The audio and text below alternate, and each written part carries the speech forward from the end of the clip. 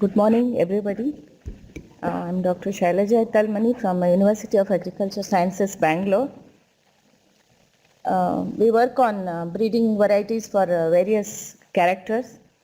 Today's presentation is one of such effort wherein we have tried to improve the grain protein content in rice and develop varieties which have been approved for release during this year. So in this process, we have identified genes and storage seed proteins and so on. To begin with, all of us know that among all the cereals, rice is having quite low protein content, and it is one of the widely consumed cereal.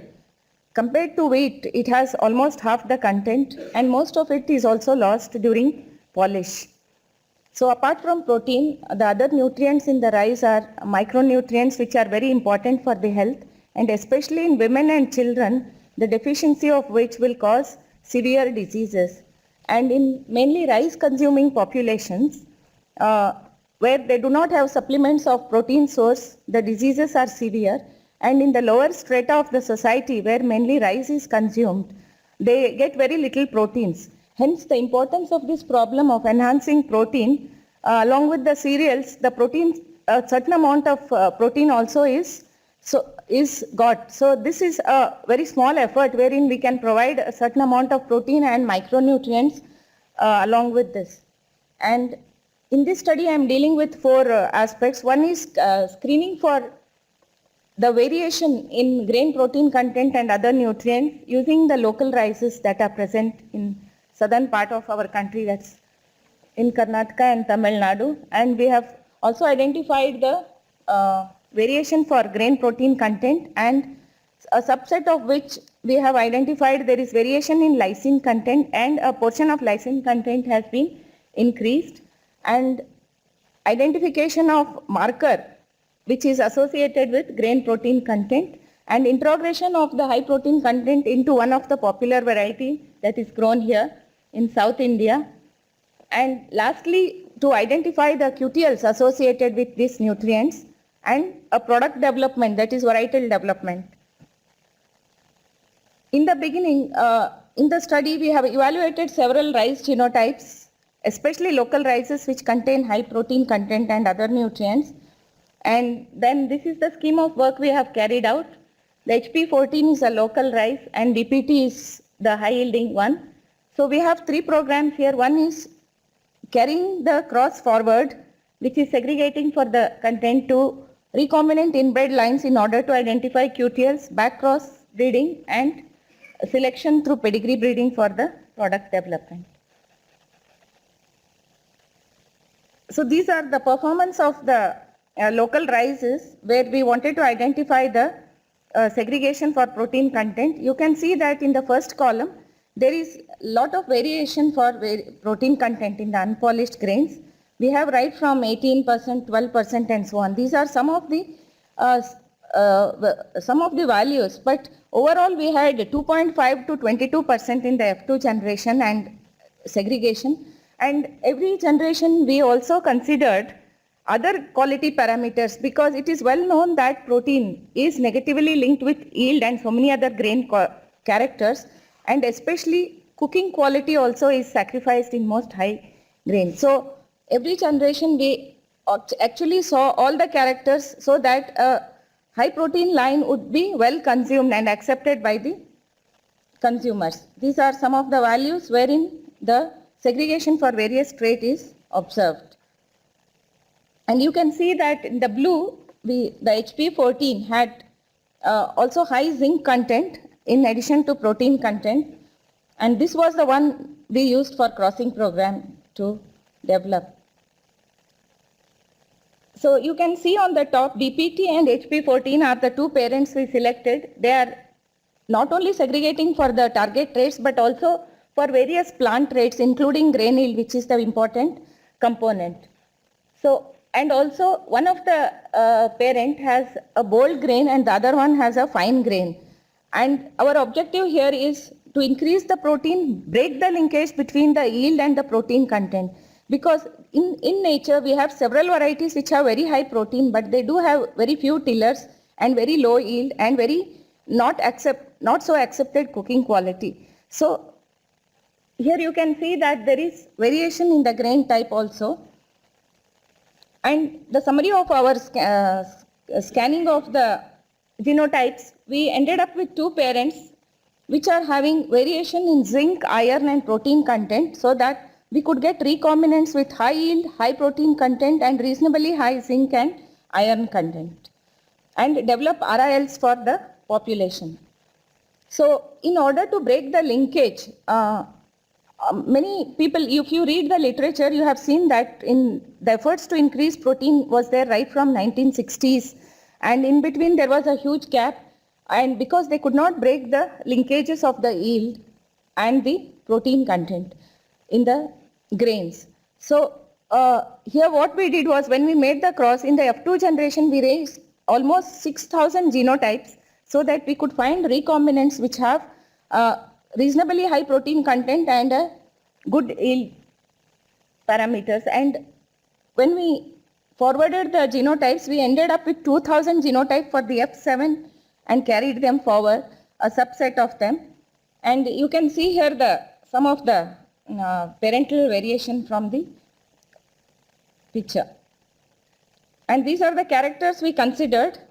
Since our effort was to develop a product that is variety, we had to consider several factors into consideration, and these are the yield parameters along with the characters of the grain, so that we could have a proper product at the end of the study. And this was also a DBT funded project wherein the objective was to identify genotype which is having high protein so that it could be forwarded towards development of the variety. So this picture shows the one of the parent, donor parent. The purple line is the one which is a male parent we took, and the next to that is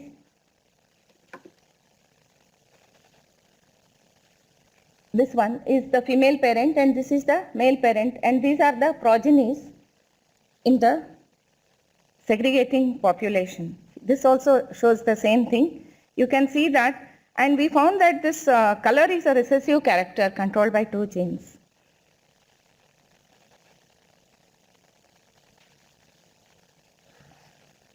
So this is the variability we found during the F2 generation for various grain quality parameters. And you can see the variation here. The mean is this. The variation, there is lot of variation for the grain protein content, 5.25 to 23%, which of course towards the later generation was reduced up to 17% higher. And these are all the variation showing that there is lot of variation, as well as the variation, the character is also reasonably inherited as per the figures here.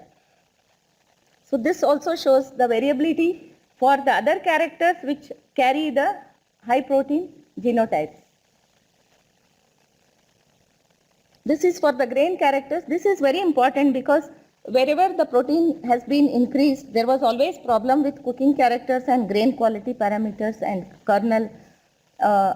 Fine grain and low protein is a linked character. So here you can also see the length and the breadth. Also we do have the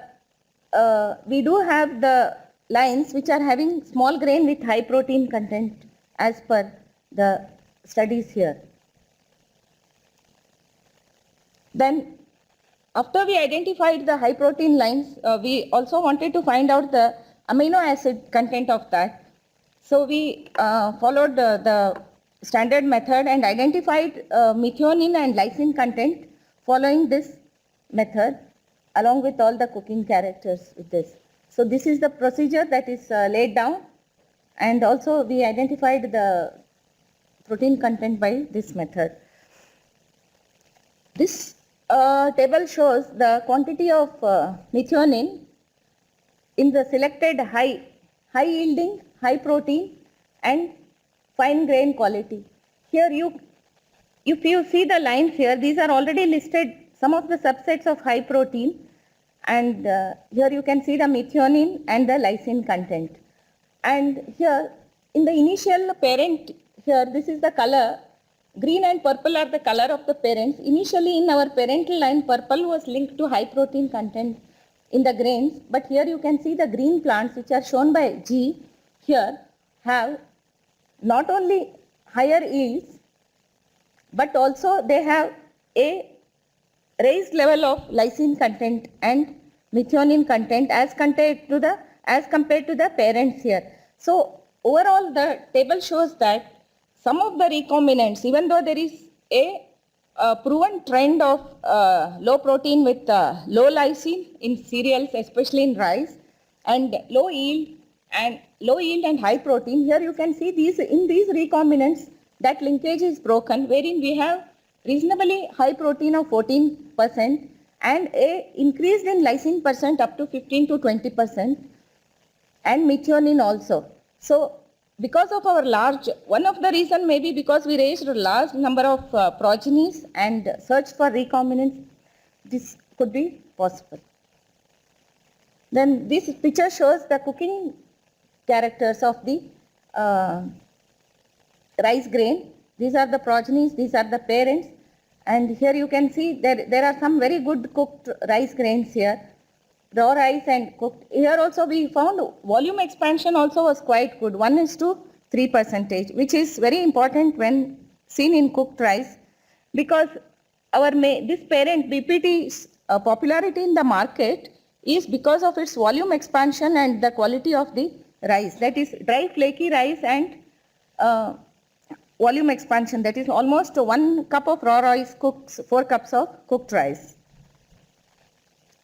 In another effort of us, we did bulk segregant analysis in the F2 generation to find if any marker could be identified for higher protein, that is if it co-segregates with high protein content, and these are the markers we used which were reported, new markers and other markers that were there. We actually screened totally 800 markers, but some of them we had problems. So for bulk segregant we used only 133, and this shows the parental polymorphism for some of the parental polymorphism, and we ended up with 2 markers which of which this 11943 co-segregated with the high protein bulk and the low protein bulk, and this marker is working very well in the selection of high protein, and high protein cutoff we have put as 12.5 and above. So the bulk of that in unpolished grain, we can use this marker for identifying the high protein lines. In the back cross introgression breeding method, we identified the high protein lines in F2 as well as in F2 actually we identified and did the back crossing, and we have identified some introgressions which resemble the popular parent along with higher grain protein, and this work is not forwarded after BC2 because we were concentrating on the RIL development, but however this work is in progress. So for gene mapping, for QTL mapping, we made a subset of the 2000 lines and identified the lines which were having a good segregation for the traits, and these are some of the quantitative traits of the subset of RILs for which we use, and you can see that there is significant results for various traits here.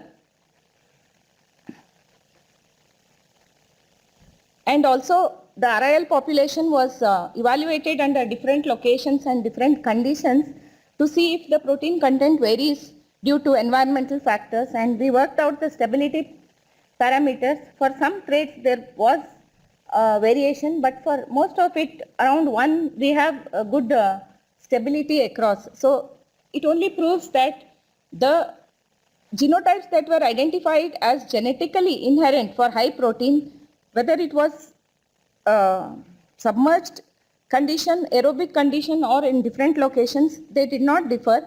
And what we found out was maximum of 0.5 to 1.5 was the variation between the location. So this is the pooled analysis for stability analysis, and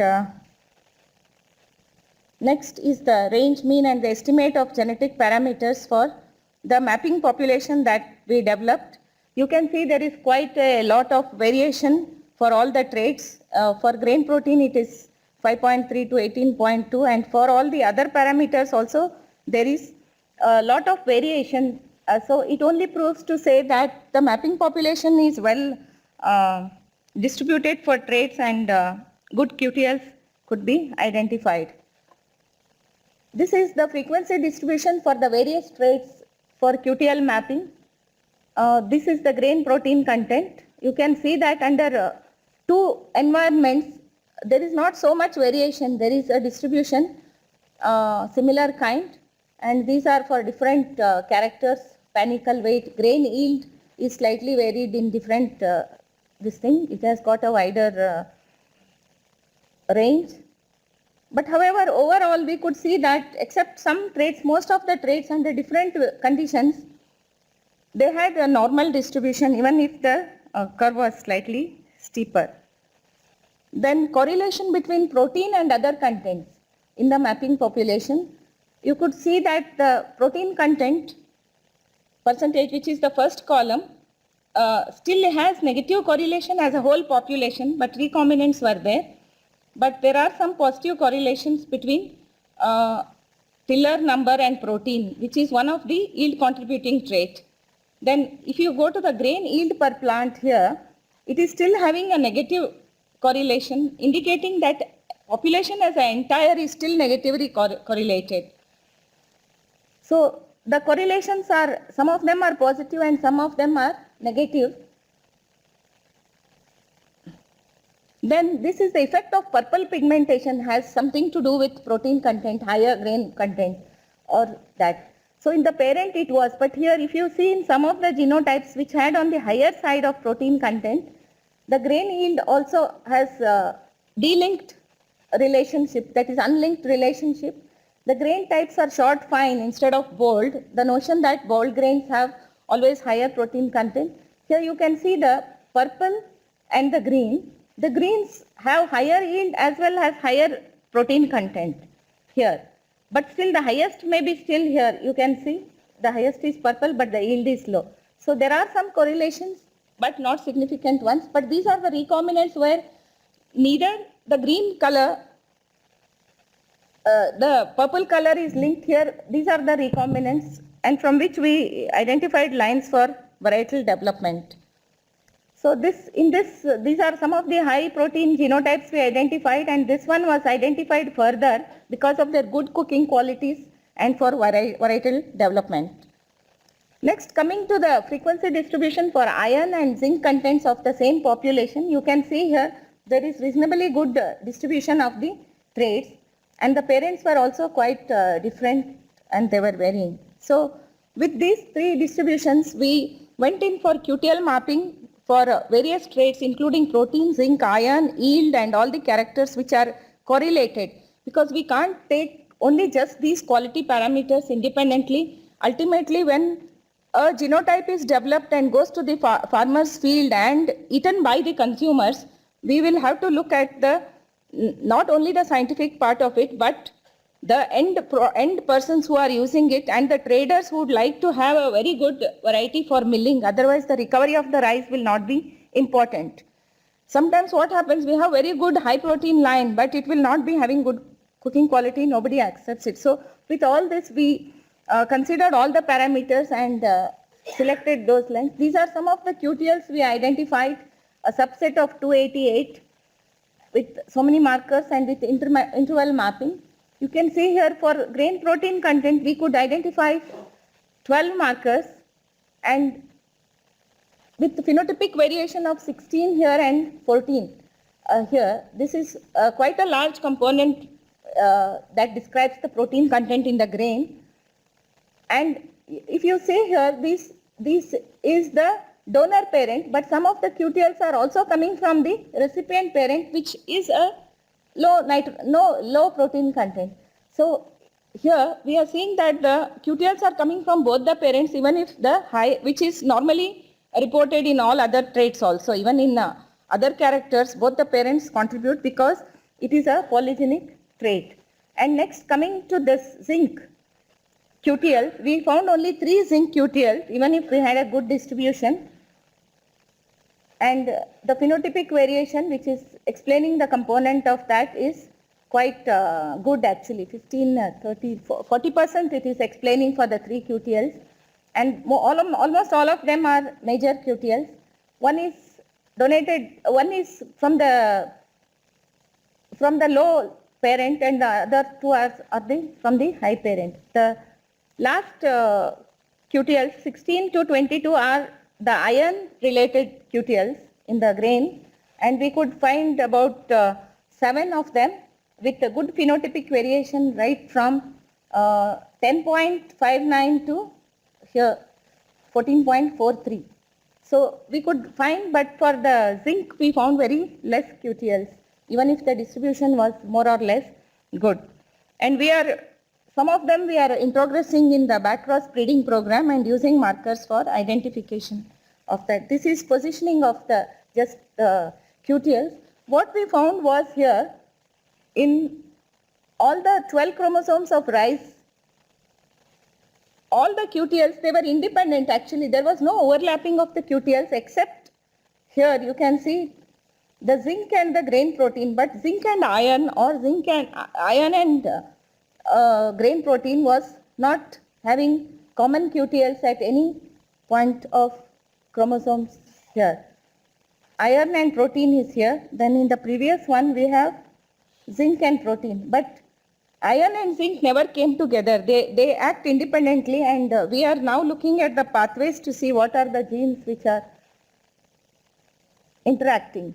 In the other study, we took the RILs which had high protein and tried to express them when they were in panicle stage, after flowering, pollination and so on, with the gene responsible for seed storage accumulation of protein. And here you can see that among the selected lines, these first 2 are the parents, this is the parents, and you can see that some of the RILs have overexpression of the gene in the height. It only proves that the gene responsible for that is responsible for accumulating the seed storage proteins, and we are further doing the protein folding studies and all that in this. This also indicates the same one, the overexpression in HPR51, and you can see here in these 2 genotypes at various stages.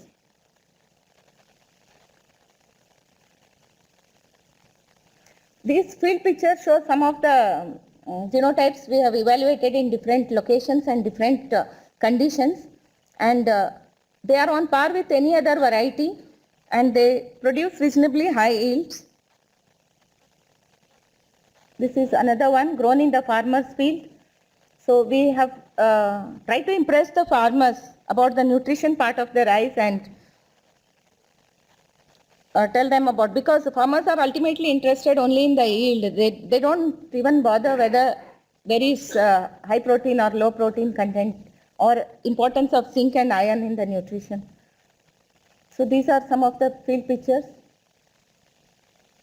where after stabilizing we took demonstrations and trials in the farmers field before the release of the varieties. One of our variety which is having high zinc also is purple in nature, a recombinant with fine grain.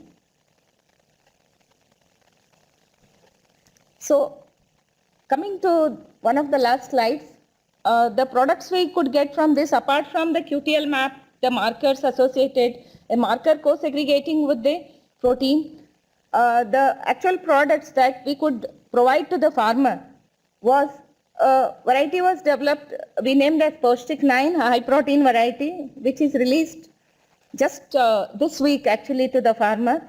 Then we have 5 promising lines for commercialization. Some of the higher 18% and 17% protein, some of the companies are interested in making the protein isolate.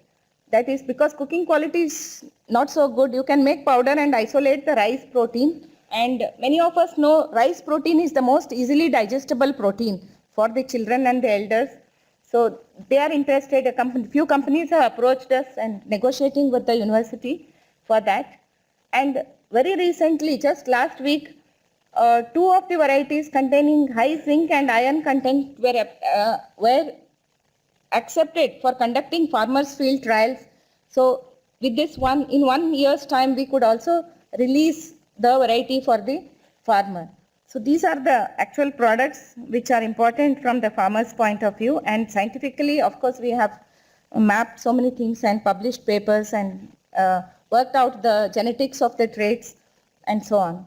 So many have worked in this project funded by the Department of Biotechnology, and many people have. This is almost our 7 to 10 years of work, and it could develop.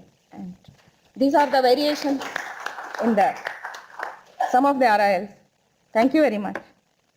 Okay, thank you. Now questions.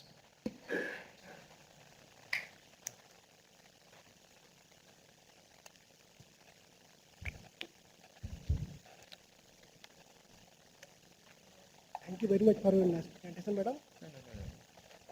I want to know that which statistical design you have used for your experiment. Excuse me. Please louder. For the analysis of? For your experiment, which statistical design you have used for field experiment? We have used lattice square. But for the subset, we have used RCBD. And Yeah. you have shown that one of the traits going heritability more than 100.1% and 100.8%. How is possible? Sorry, I can't hear you. Heritability more than 100% you have shown in your slides. Heritability 100.1. Yeah. Sometimes, no, theoretically, we do get it, but that is not the actual.